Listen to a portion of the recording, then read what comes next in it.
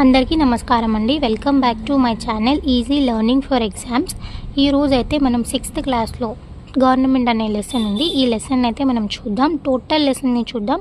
ఇందులో మనకు టోటల్గా 22 పేజెస్ అయితే ఉన్నాయండి. కానీ మనం ఈ లెసన్ని ఒక 3 పేజెస్లో కవర్ చేసేద్దాం. దానితో మనకు టైం సేవింగ్ అవుతుంది, ప్లస్ ప్రతి ఇంపార్టెంట్ పాయింట్ అనేది గుర్తుండిపోతుంది. సో ఈ మొత్తం లెసన్ని మనం 3 పేజెస్లోనే కంప్లీట్ చేద్దాము. సో మీకు వీడియో నచ్చితే లైక్ చేయండి అండ్ మీ ఫ్రెండ్స్కి సజెస్ట్ చేయండి అండ్ సబ్స్క్రైబ్ చేయండి. ఇలాగే సపోర్ట్ చేస్తూ ఉండండి. సో ఇప్పుడు మనం వీడియోలోకి అయితే వెళ్ళిపోదాం. ఫస్ట్ మనకి గవర్నమెంట్ అనే లెసన్ బేసిక్స్ పాయింట్స్ అనేది 6th క్లాస్లో ఉన్నాయి. సో 6th క్లాస్లో మనకు చట్టాలు చేసేది శాసన నిర్మాణ భాగము ఏది అని అడుగుతారు. సో మనకు చట్టాలు చేసేది ఎవరు అనే భాగంలో ఆన్సర్ చేయాల్సింది పార్లమెంట్ అనే దానికి ఆన్సర్ చేయాలండి.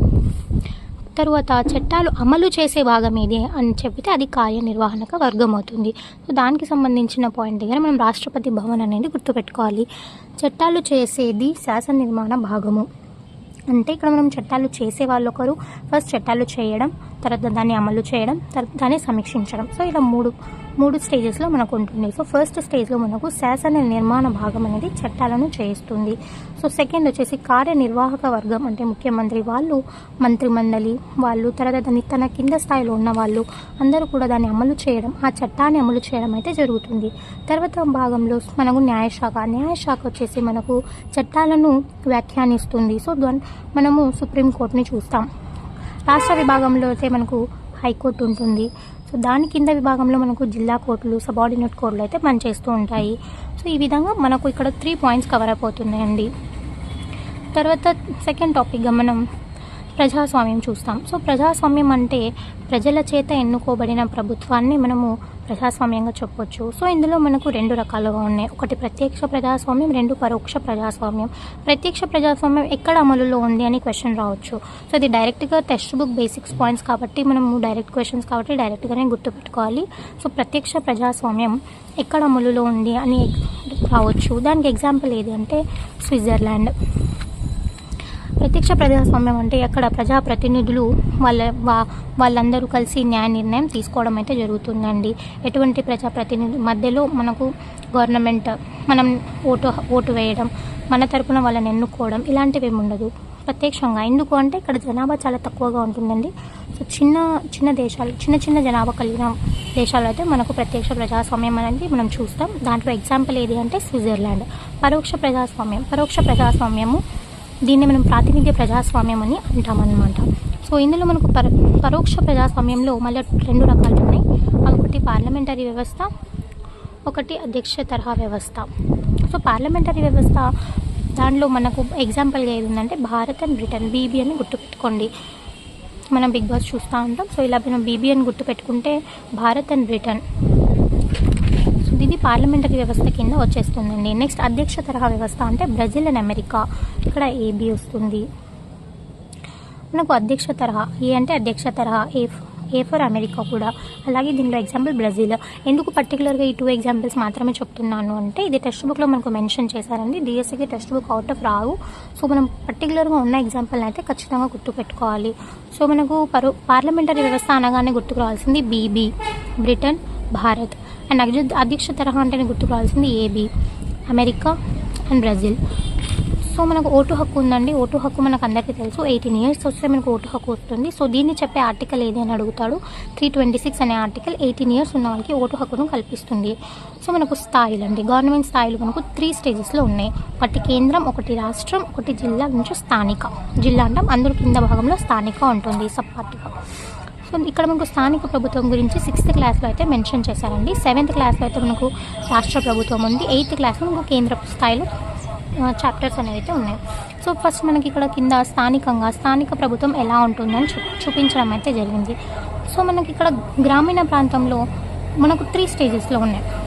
ఒకటి జిల్లా, దాని కింద మండల్, తర్వాత గ్రామ పంచాయతీ, ఇలా 3. అదే పట్టణ ప్రాంతంలో చూసుకుంటే నగర పంచాయతీ, municipal council and municipal corporation. So ఈ 3 అనేది ఉండడం అయితే జరుగుతుందండి. అయితే మనకి ఇది ఇంపార్టెంట్ అండి, ఇది చాలా ఇంపార్టెంట్. ఎందుకంటే ఆర్టికల్ 40 ఏది తెలుపుతుంది అంటే స్థానిక స్వపరిపాలన గురించి తెలుపుతుంది.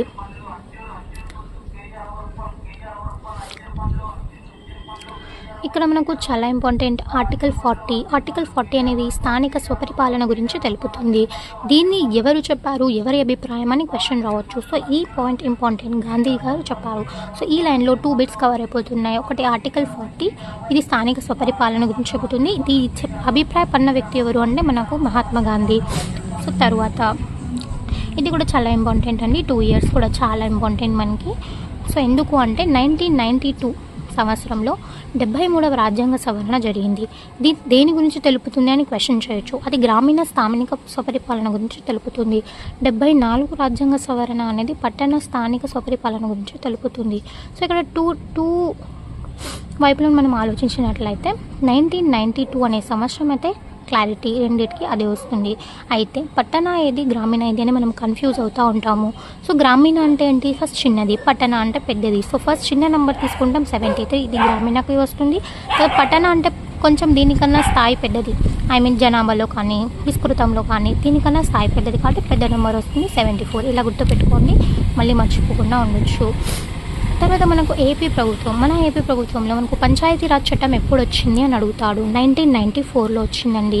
ఇక్కడ మనకు 1992 అండ్ 1994 ఇవి కూడా మనకు కన్ఫ్యూజ్ అవ్వచ్చు. సో ఇక్కడ మనకు 73, 74, 1, 2, సో ఇవి 2 ఉన్నాయి కాబట్టి ఇక్కడ 1992 అని ఇయర్ గుర్తుపెట్టుకోండి. అలాగే పంచాయతీరాజ్ చట్టం అంటే పెద్దది కాబట్టి 4 అని గుర్తుపెట్టుకోండి.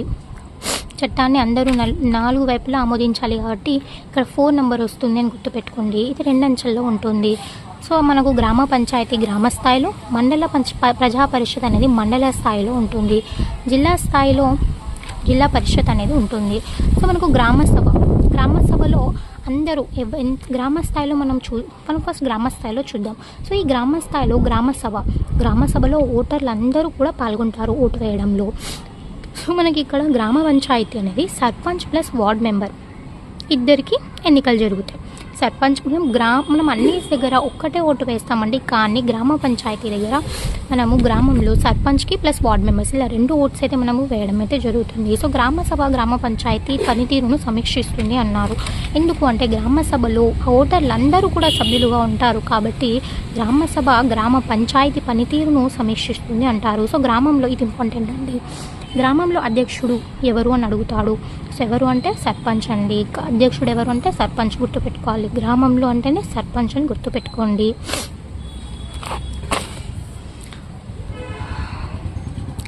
నెక్స్ట్ మనకు గ్రామ పంచాయతీ నిర్మాణం ఎలా జరుగుతుంది. So sarpanch plus ward member కలిస్తే మనకు గ్రామ పంచాయతీ అని చెప్పాము, ఇప్పుడే చెప్పాము. ఇద్దరికి మనం ఓటేస్తాం.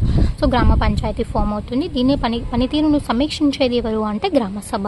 ఇది తెలుసుకున్నాం. సో ఓటు వేయడానికి మనకు అర్హత 18 ఇయర్స్ ఉండాలి. సో దీనికి అధికారి ఎవరు అంటే బిఎల్ఓ అనే అధికారి దీనికి ఉంటాడు.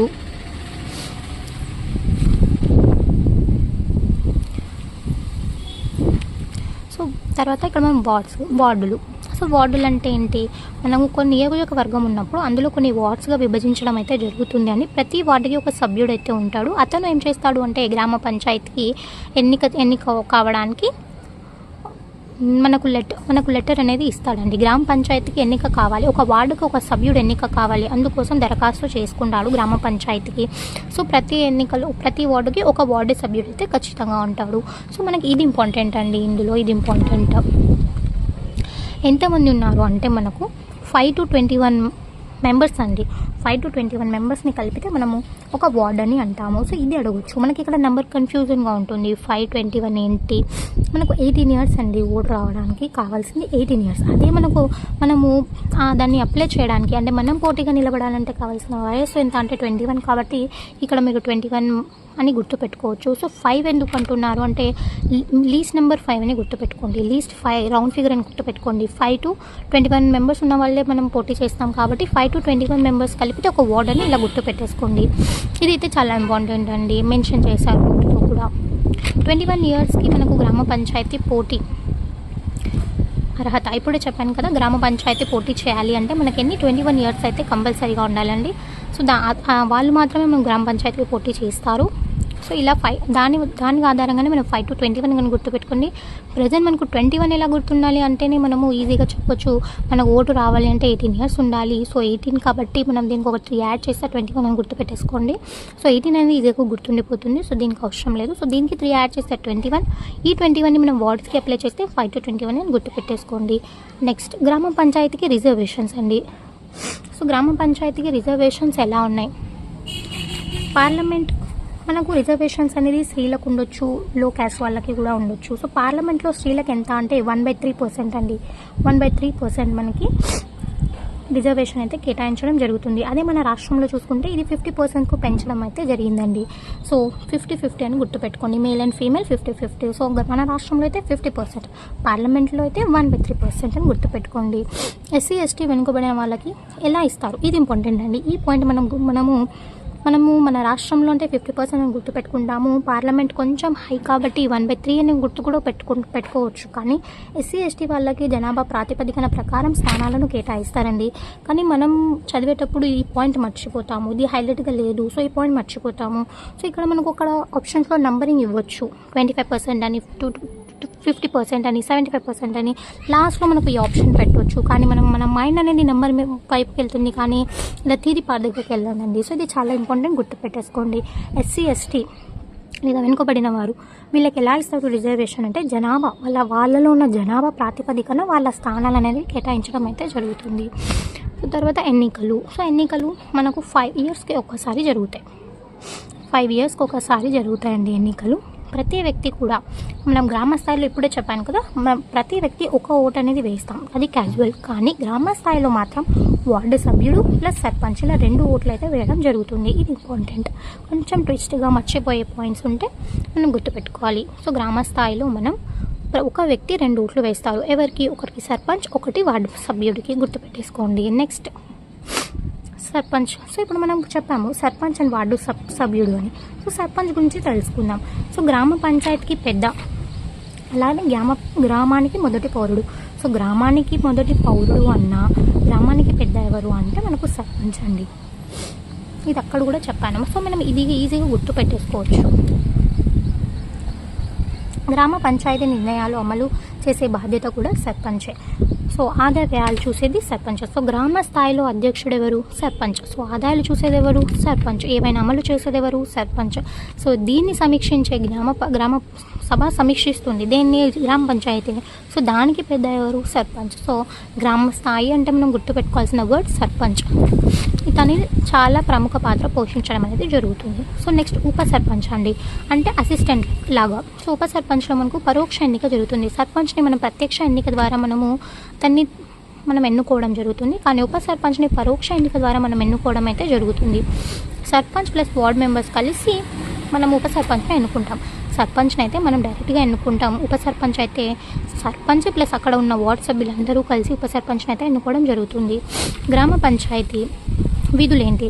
వాళ్ళ విధులేంటి? మనము గ్రామంలో మనకేమైనా అవసరాలు ఉన్నా, వాటర్ సప్లిమెంట్స్ కానీ, కరెంట్ కానీ, అక్కడ మనకు చిన్న చిన్న పనులు కానీ బాధ్యతలు ఎవరు వహిస్తారు అంటే అక్కడ ఉన్న గ్రామ పంచాయతీ పెద్ద అయినా మనకు ఎవరు? సర్పంచ్ తీసుకోవడం అయితే జరుగుతుంది. సో మనకు ఇప్పుడు ఈ రీసెంట్గా మనకు జగన్ గవర్నమెంట్ ఉన్నప్పుడు గ్రామ సచివాలయం అనేది ఫామ్ అయింది. సో దీని డేట్ కూడా ఇంపార్టెంట్ అండి. గ్రామ సచివాలయం ఎందుకంటే రీసెంట్గానే ఫామ్ అయింది కదా, 2019, ఆల్మోస్ట్ ఒక 6 years బ్యాక్. కాబట్టి 2019 October 2. మీరు ఎలా గుర్తుపెట్టుకోవాలి అంటే October 2 మనకు గాంధీ జయంతి అండి. గాంధీ జయంతి October 2. సో 2019, 6 years బ్యాక్ అని గుర్తుపెట్టుకోండి. డిఎస్సీ చదివే వాళ్ళందరూ కూడా 2019 నుంచి చాలామంది ప్రిపేర్ అవుతున్నారు. సో 2019 అని గుర్తుపెట్టుకోండి. October 2 గాంధీ జయంతి రోజు మనకు గ్రామ సచివాలయం స్టార్ట్ అయిందని గుర్తుపెట్టేసుకోండి. సో మనకి ఇక్కడ 2000 మందిని కలిపితే ఒక గ్రామ సచివాలయం అవుతుందండి. సచివాలయం అంటే 2000 అని గుర్తుపెట్టుకోవాలి. 2000 నోట్ రీసెంట్గానే వచ్చింది. సో కాబట్టి రీసెంట్గా మనకు 2009 డిఎస్సీ వచ్చింది. సో 2019 నుంచి ప్రిపేర్ అయ్యేవాళ్ళు October 2కి గ్రామ సచివాలయం ఫామ్ అయిందని గుర్తుపెట్టేసుకోండి. కింద పార్ట్ వచ్చేసి 2000 మంది. 2000 నోట్ మనకు ఇప్పుడే రీసెంట్గానే వచ్చింది అన్నట్టు గుర్తుపెట్టుకోండి. గ్రామ సచివాలయం రీసెంట్గానే వచ్చింది, 2000 నోట్ రీసెంట్గా వచ్చింది. సో గ్రామ సచివాలయం అంటే 2000 మెంబర్స్ అని గుర్తుపెట్టేసుకోండి. సో ప్రతి 11 మంది ఉద్యోగులు ఉంటారు ఇందులో. ప్రతి గ్రామ సచివాలయంలో ఎంతమంది? 11 మంది. సో గ్రామ సచివాలయం అంటే మీకు గుర్తుండాల్సింది 2019 October 2. And 2000 members. ప్రతి గ్రామ సచివాలయంలో 11 మెంబర్స్. ఇలా గుర్తుపెట్టేసుకోండి. సో ఇది చాలా అంటే చాలా ఇంపార్టెంట్ అండి, ఎందుకంటే ఇది స్టాండర్డ్ పార్ట్ కాబట్టి. 1959 ఇయర్లో మనకు స్థానిక స్వపరిపాలన అనేది అమలు అయింది అనమాట. సో మనకి ఇక్కడ గుర్తుపెట్టుకోవాల్సింది ఎప్పుడు అమలైంది, స్థానిక స్వపరిపాలన మనకి ఎప్పుడు అమలైంది అని గుర్తుపెట్టుకోవాలి. 1959లో మనకు అమలైంది. ఇది ఒక పాయింట్. అలాగే ఎక్కడ అమలైంది, ఫస్ట్ రాజస్థాన్, తర్వాత ఏపీ. ర్యాప్ని గుర్తుపెట్టుకోండి, ఓకేనా. స్థానిక స్వపరిపాలన అంటే మనకు ఉన్న దీంట్లో కూడా ర్యాప్ అని గుర్తుపెట్టేసుకోండి. సో ఆర్ అంటే రాజస్థాన్, ఏ అంటే ఏపీ. తర్వాత మండల పరిషత్ అండి. మండల పరిషత్లో మనకి ఉన్నవి 20 to 40 గ్రామ పంచాయతీలను కలిసి మనం ఏమంటామంటే మండల పరిషత్ అని అంటాం. సో మనకి ఇక్కడ గుర్తుపెట్టుకోవాల్సింది 20 to 40 అనే నెంబర్. సో 20 to 40 అంటే ఎలా గుర్తుపెట్టుకుంటామండి మనకు చెప్పాలి. సో మండల్ మనం ఇప్పుడు చూడండి, స్థానిక చూసాం అంటే స్థానిక అంటే గ్రామ, తర్వాత మండలం చూస్తున్నాం, తర్వాత జిల్లా చూస్తాం. ఇది ఎన్నవదండి, సెకండ్ది కదా. సో కాబట్టి 20 అని గుర్తుపెట్టుకోండి. సెకండ్ కాబట్టి ఇక్కడ 20 అని గుర్తుపెట్టుకోండి. 20 to 40 గ్రామ పంచాయతీలు కలిస్తే మనకు మండల పరిషత్ వస్తుంది. సో ఎంపీటీసీలను మనం ఇక్కడ మనకు ఎంపీటీసీ ఉంటారు. సో ఎంపీటీసీ మనం ప్రత్యక్షంగా ఎన్నుకుంటే అందులో ఒకరు మండలానికి అధ్యక్షుడిగా, ఉపాధ్యక్షుడిని మనం పరోక్షంగా ఎన్నుకుంటాం. ఎంపీటీసీలు ఉంటారు కదా, ఎంపీటీసీలను మనం ప్రత్యక్షంగా ఎన్నుకుంటామండి. అందులో ఒకరిని ఏం చేస్తాం, మండల అధ్యక్షుడిగా ఎన్నుకుంటాం, అందులో ఉపాధ్యక్షుడిని. అయితే మనకి ఇక్కడ ప్రత్యక్ష ఎన్నిక అనేది ఎంపీటీసీలకు మాత్రమే. ఇందులో మనకు అధ్యక్షుడిని, ఉపాధ్యక్షుడిని పరోక్ష ఎన్నిక ద్వారా మనం అయితే ఎన్నుకోవడం అయితే జరుగుతుంది. సో జిల్లా పరిషత్ అండి, అన్ని మండలాలను కలిసి మనం జిల్లా పరిషత్ అని అంటాం. జెడ్పీటీసీ సభ్యులు ప్రత్యక్ష ఎన్నిక ద్వారా అందులో ఒకరిని జిల్లా పరిషత్ చైర్మన్గా, వైస్ చైర్మన్గా ఎన్నుకుంటాం. సేమ్ మండల స్థాయిలో లాగానే జిల్లా స్థాయిలో కూడా. తరువాత పట్టణ స్థానిక స్వపరిపాలన ఎలా ఉంది, జనాభా పరిమాణాన్ని బట్టి. ఇది చాలా ఇంపార్టెంట్ అండి. జనాభా పరిమాణాన్ని బట్టి మనము నగర పంచాయతీ అని, పురపాలక సంఘం అని, మున్సిపల్ కార్పొరేషన్ని గుర్తుపెట్టుకున్నాం. సో మనకి ఇంత నెంబరింగ్ ఇలా గుర్తుపెట్టుకోవాలనేది చూద్దాం. నగర పంచాయతీ అనేది 20,000 నుంచి 40,000 జనాభా ఉంటుంది. పురపాలక సంఘంలో 40 to 3 lakhs, మున్సిపల్ కార్పొరేషన్లో 3 lakhs ఇలా. సో నేను ఇప్పుడే చెప్పాను మీకు 20 to 40 పైన చెప్పానండి. 20 to 40 అనేది గ్రామ పంచాయతీలు కలిస్తే, సో ఈ 20కి ఒక 3 zeros యాడ్ చేస్తే 20,000, ఇక్కడ 3 zeros 40,000. సో నగర పంచాయతీ అవుతుంది. అది గ్రామ పంచాయతీ, ఇది నగర పంచాయతీ జనాభా 20 to 40. సో 40 ఇక్కడ కింద వచ్చేస్తుంది. 3 lakhs అనేది మనం గుర్తుపెట్టుకోవాలి, ఎందుకంటే 3 ఉంది, 1, 2, 3 స్థాయిలు కాబట్టి 3 lakhs అని గుర్తుపెట్టుకోండి. ఫస్ట్ వచ్చేసి మనకు 20, 40 అంటే గ్రామ పంచాయతీ, గ్రామ పంచాయతీలు కలిస్తే మండల పరిషత్ అవుతుంది. సో అలాగే ఇక్కడ నగర పంచాయతీ అన్నప్పుడు 1000లోకి రావాలి అని గుర్తుపెట్టుకోండి. 20,000 to 40,000 జనాభా. పురపాలక సంఘంలో మనకి 40,000 to 3 lakhs జనాభా అయితే ఉండాలి. మున్సిపల్ కార్పొరేషన్లో మనకు 3 lakhs అబవ్ ఉంటారండి, 3 lakhs అబవ్ ఉంటారు. నెక్స్ట్ నగర పంచాయతీలో మనకు వార్డ్ కౌన్సిలర్ ప్లస్ చైర్మన్ వాళ్ళతో కమిటీ అనేది ఉంటుందండి. వీళ్ళు వార్డ్ కౌన్సిలర్లకి ప్లస్ చైర్మన్స్ కలిస్తే మనకు కమిటీ అనేది ఉంటుంది. సో ఇక్కడ ఎన్నుకున్న వాళ్ళు ఉంటారు, ప్లస్ 3 నామినేటెడ్ సభ్యులు కూడా ఉంటారు. నెక్స్ట్ కౌన్సిలర్లు ప్లస్ బోర్డు సభ్యులు, వీళ్ళని మనం ప్రత్యక్ష ఎన్నిక ద్వారా ఎన్నుకోవడం జరుగుతుంది. పురపాలక సంఘం కౌన్సిలర్ ప్లస్ నామినేటెడ్ సభ్యులు కలిస్తే మనకు కౌన్సిల్ ఏర్పడుతుందండి. మనం ఇక్కడ చెప్పాము నగర పంచాయతీ అంటే 20 to 40 అని. దీనికి వచ్చేసి కౌన్సిలర్, చైర్మన్ కలిస్తే కమిటీ ఏర్పడుతుంది. సో ఇక్కడ మనకు కౌన్సిలర్ కానీ వార్డు సభ్యులు కానీ మనం ప్రత్యక్షంగా ఎన్నుకుంటాం. ఇది క్లియర్. నెక్స్ట్ కిందకు వద్దాం. పురపాలక సంఘం దగ్గర ఇక్కడ కౌన్సిలర్ ప్లస్ నామినేటెడ్ సభ్యులు ఉంటారు ఇక్కడ కూడా. సో వీళ్ళని కలిసి మనం మున్సిపల్ కౌన్సిల్ అని అంటాం. 5 yearsకి ఒకసారి ఎన్నిక. మన దేనికైనా మనం కింది స్థాయిలో 5 yearsకి ఒకసారి జరుగుతుందని ఎన్నిక. కౌన్సిలర్లు అనేది ప్రత్యక్షంగానే ఎన్నుకుంటారు. మున్సిపల్ చైర్మన్ అనేది అందులో ఒకరిని పరోక్షంగా ఎన్నుకుంటారు. పరోక్ష ఎన్నిక ద్వారా మున్సిపల్ చైర్మన్ని ఎన్నుకుంటారు. ఎవరు అంటే కౌన్సిలర్ ప్లస్ కౌన్సిల్లో ఉన్న సభ్యులు కలిస్తే ఒకరిని మున్సిపల్ చైర్మన్గా తీసుకుంటాము. సో నెక్స్ట్ వచ్చేసి మున్సిపల్ కార్పొరేషన్ అండి. కార్పొరేషన్ అంటేనే చాలా పెద్దది. కాబట్టి కార్పొరేటర్స్ ఉంటారు, నామినేటెడ్ సభ్యులు ఉంటారు. 5 yearsకి ఒకసారి జరుగుతుంది. కార్పొరేటర్స్ని అయితే ప్రత్యక్షంగా, మేయర్ని అయితే పరోక్షంగా. పురపాలక సంఘం వచ్చినప్పుడు ఇక్కడ మనకు మున్సిపల్ చైర్మన్ ఉంటాడు. కార్పొరేషన్ వచ్చినప్పుడు ఇక్కడ మనకు మేయర్ ఉంటారు. సో ఇతన్ని మనకు కార్పొరేటర్స్ ప్లస్ ఇతర సభ్యులు మనకు పరోక్షంగా ఎన్నుకోవడం జరుగుతుంది. సో ఇదండి. అయితే మనకు ఇక్కడ మనం గుర్తుపెట్టుకోవాల్సిన ఇంపార్టెంట్ పాయింట్ ఏంటి ఇది చూద్దాం. ఇది చాలా ఇంపార్టెంట్ అని చెప్పాను, ఎలా గుర్తుపెట్టుకోవాలో కూడా చెప్పాను. అయితే నగర పంచాయతీలో అంటే మనకు గుర్తుకు రావాల్సింది ఏంటి? కౌన్సిలర్స్ అండి. కౌన్సిలర్స్ ప్లస్ చైర్మన్ ఉంటారు. సో వాళ్ళను కౌన్సిలర్ లేదా వార్డు సభ్యులు వీళ్ళని మనం ప్రత్యక్షంగా ఎన్నుకుంటాం. ఇది క్లియర్. ఇంకా పురపాలక సంఘం మున్సిపల్ కౌన్సిల్ అని అంటాం. ఇందులో మనకి కౌన్సిలర్ ఉంటాడు, దానికి ప్రత్యక్షంగా ఉంటే మున్సిపల్ చైర్మన్ని పరోక్షంగా ఎన్నుకుంటాం. ఇది క్లియర్ అండి. నెక్స్ట్ కార్పొరేషన్లో కార్పొరేటర్స్ ఉంటాడు ప్లస్ మేయర్ ఉంటారు. కార్పొరేటర్స్ని ప్రత్యక్షంగా చూస్తే వాళ్ళలో వీళ్ళు అందరూ కలిసి ఒకరిని మేయర్గా సెలెక్ట్ చేస్తారు. సో ఇది పరోక్ష ఎన్నిక అండి. సో ఇంతే. నగర పంచాయతీ అంటేనే మనకు గుర్తుకు రావాల్సింది, నగర పంచాయతీ అంటే కౌన్సిలర్ ప్లస్ వార్డు సభ్యులు గుర్తుకు రావాలి. పురపాలక సంఘం అంటే మనకు కౌన్సిలర్ మున్సిపల్ చైర్మన్ గుర్తుకు రావాలి. మున్సిపల్ కార్పొరేషన్ అంటే కార్పొరేటర్ ప్లస్ మేయర్ గుర్తుకు రావాలి. తర్వాత ఇది చాలా ఇంపార్టెంట్ అండి, లాస్ట్లో రాశాను, చాలా ఇంపార్టెంట్. ఏంటి అంటే పురాతన పురపాలక సంఘం ఎక్కడుంది? భీమిలీపట్నంలో ఉంది. ఎప్పుడు చేశారు అంటే 1861 భీమిలీపట్నం. మనం మామూలుగా పురాణాల్లో చూస్తాం భీముడు అని. సో పురాతన పురపాలకం అంటే భీముడు. సో భీముడు అంటే భీమిలీపట్నం. 1861లో స్టార్ట్ చేశారు దీన్ని. 2011లో 150 వార్షికోత్సవాలు అయితే చేయడం జరిగిందండి. 2011లో వార్షికోత్సవాలు జరిపారు. ఎన్నవది అని అడగొచ్చు. 150 అని గుర్తుపెట్టుకోండి. ఇది ఏపీలో ఉన్న ఒక పురాతనమైన మున్సిపాలిటీ. సో ఇంతేనండి. ఈ లెసన్ అయితే మనకు కంప్లీట్ అయింది. సిక్స్త్ క్లాస్లో ఉన్న గవర్నమెంట్ లెసన్ ఇది. సో ఇది టోటల్గా 22 పేజెస్ అయితే ఉంది. నేను 3 పేజెస్లో చాలా ఇంపార్టెంట్ అనిపించిన పాయింట్లు, అడిగే పాయింట్స్ అయితే రాశాను. సో ఈ వీడియో మీకు నచ్చినట్లయితే లైక్ చేయండి, అలాగే మీ ఫ్రెండ్స్కి సజెస్ట్ చేయండి, అండ్ సబ్స్క్రైబ్ చేయడం మర్చిపోవద్దు. సబ్స్క్రైబ్ చేయండి. అండ్ సబ్స్క్రైబ్ చేయడం వల్ల, లైక్ చేయడం వల్ల కూడా నా వీడియో చాలామంది ఆస్పిరెంట్స్కి రీచ్ అవుతుంది. ప్లీజ్ లైక్ చేయండి అండ్ సబ్స్క్రైబ్.